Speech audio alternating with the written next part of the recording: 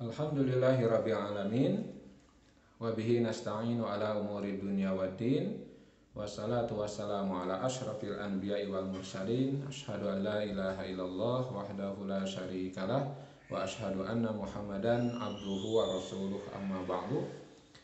Alhamdulillah kita bisa bertemu lagi insyaallah di pembahasan ilmu mantik.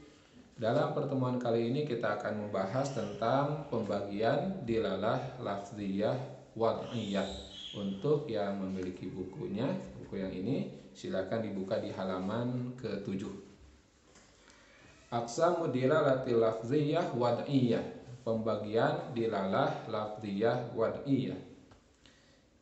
Yan watan qasimud dilalatul lafziyatul wad'iyatu ila salasati aqsamin. Dan terbagi dilalah lafziyah wad'iyah itu kepada 3 macam. Yang pertama mutabiqiyatin wa hiya dilalatul lafzi ala tamami ma'nahul mawdu'i lahu kadilalatil baiti ala majmu'il a'bidati wal jadrani wal asqafil lati yahtawiha wa kadilalatil insani alal hayawanin natik. Yang pertama adalah mutabiqiyah. Mutabiqiyah itu adalah dilalah lafaz atas keseluruhan makna yang terkandung olehnya. Jadi dilalah lafaz, petunjuk lafaz kepada makna, seluruh makna yang terkandung olehnya. Seperti dilalah lafaz rumah atau al-bait kepada keseluruhan yang tercakup, baik itu tiang-tiangnya, dinding-dindingnya, atapnya, yang semua itu masuk ke dalam makna rumah. Dan seperti dilalah kata manusia atas hewan yang berpikir. Nah itu disebutnya dilalah mutabiqiyah, dilalah lafziyah wad'iyah mutabiqiyah. Jadi dilalah lafaz atas keseluruhan makna. Jadi ketika disebut kata rumah, misalnya saya buat contoh, misalnya saya membangun rumah, maka yang dibangun dengan rumah itu mulai dari pondasinya, kemudian tiang-tiangnya, dinding-dindingnya, atapnya, kemudian catnya, dan lain-lain. Jadi ketika disebut rumah maka keseluruhan rumah. Atau contoh yang lain, misalnya saya membeli rumah, maka yang dibeli tentu sudah dengan keseluruhan bangunannya, pondasinya, tiangnya, dindingnya, semuanya. Nah dilalah lafaz rumah, ya dilalah lafaz terhadap keseluruhan makna ini disebut mutabiqiyah. Kemudian yang kedua ada yang disebut dengan tadammuniyah.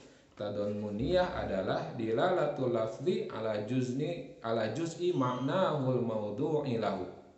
Sekali lagi, dilalatul lafzi ala juz'i ma'nahul mawdu'i lahu. Dilalah lafaz terhadap sebagian makna yang terkandung olehnya. Jadi ketika disebut suatu lafaz tapi yang dimaksud hanya sebagiannya. Nah ini disebut dengan tadammuniyah. Kadilalatil baiti alal jadrani faqat, seperti dilalah kata rumah terhadap dindingnya saja. Fahiya min itlaqil kulli wa iradatil juz'i inda ulama il bayani. Maka ini termasuk yang disebut dengan itlaqil kulli, menyebut keseluruhan, wa iradatil kulli wa iradatil juz'i, tapi yang dimaksud hanya sebagian dalam pembahasan ulama-ulama ilmu balaghah atau ilmu bayan. Jadi ini disebut satu kata tapi yang dimaksud bukan keseluruhan makna tapi hanya sebagiannya. Seperti tadi contohnya disebut kata rumah tapi yang dimaksud adalah dindingnya saja. Misalnya kita punya rumah, sebagai contoh kehidupan sehari-hari, kita misalnya punya rumah kemudian dindingnya sudah jebol, maka kita katakan aduh rumah saya rusak. Padahal yang rusak bukan keseluruhannya, hanya dindingnya saja.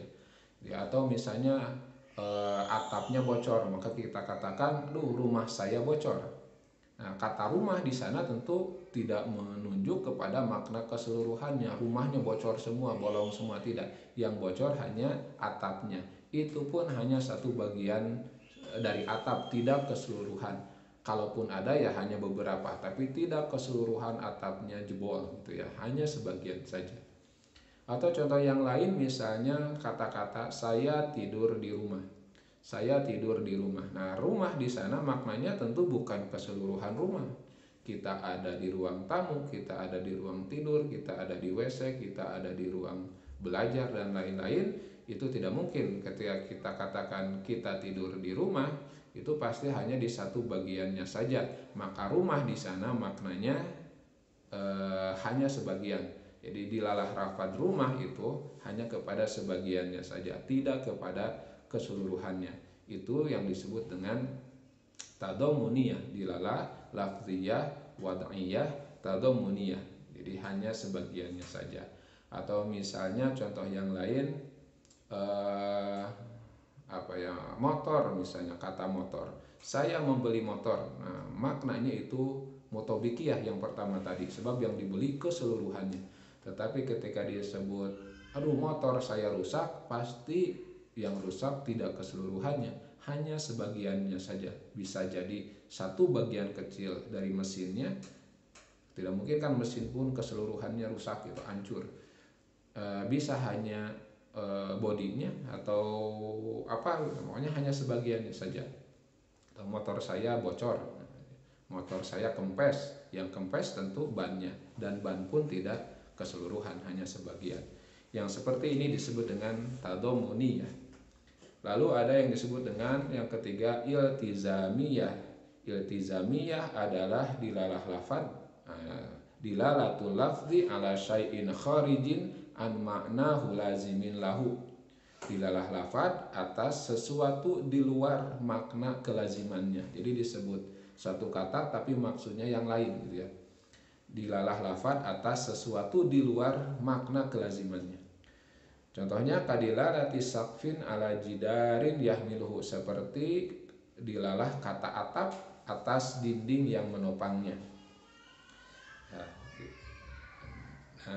Atau contoh yang kedua, ini sebetulnya contoh salah ya, contoh tidak tepat.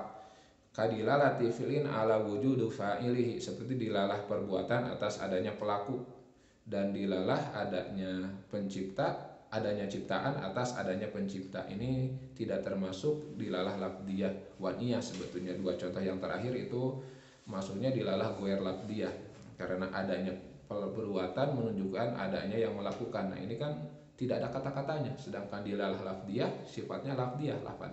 Jadi ini contoh yang salah ya, yang dua. Dilalah adanya ciptaan atas adanya pencipta, ini juga bukan dilalah lafdiyah, itu dilalah goer lafdiyah. Jadi intinya iltizamnya itu dilalah lafad atas sesuatu yang di luar makna kelazimannya. Disebut atap maksudnya dinding. Nah, misalnya misalnya atap rumah saya ambrol. Nah, yang ambrol kan dindingnya, atap itu sesuatu yang di atasnya gitu. Atau misalnya kita mengatakan kita mengatakan kepada pasangan kita, suami atau istri, misalnya kita katakan surgaku gitu ya, atau rumahku surgaku. Nah yang dimaksud surga di sana tentu bukan surga sebenarnya gitu ya. Atau misalnya misalnya sayang, bukan sayang, my honey misalnya. Honey itu kan artinya maduku.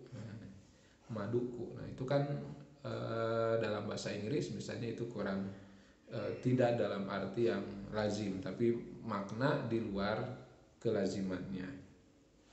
Nah seperti itu dilalah atau pembagian dilalah lafziyah waniyah. Jadi ada tiga, ada mutobikiyah, dilalah lafaz terhadap keseluruhan maknanya. Ada yang kedua tadomuniyah, dilalah lafaz terhadap sebagian maknanya. Kemudian yang ketiga iltizamiyah, dilalah lafaz terhadap sesuatu di luar maknanya. Ya, saya kira itu saja mungkin untuk pembahasan kali ini tentang pembagian dilalah lafziyah wad'iyah. Mudah-mudahan ada manfaatnya. Insya Allah kita bertemu lagi di pertemuan selanjutnya. Assalamualaikum warahmatullahi wabarakatuh.